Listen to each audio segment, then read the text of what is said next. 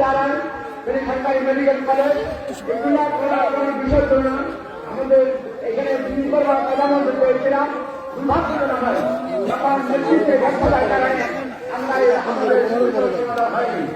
যারা আজকে আমার নতুন করে অর্ডার দিচ্ছেন তারা পূরণ করবেন, তারা অতীত ছিলেন কেন করেন নাই বর্তমান তাদের অভিযোগ করতে পারবেন।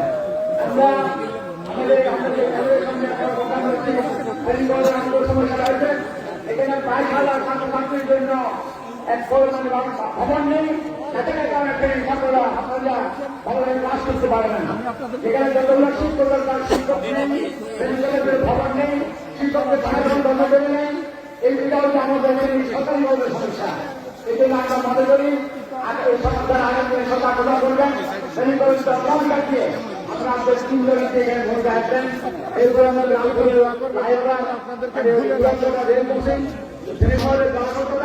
বিশেষ করে দেওয়ানগঞ্জে এখানে আপনার ময়লার বিলো করা হয়েছে, যার কারণে পুরো অঞ্চলে লোকেরা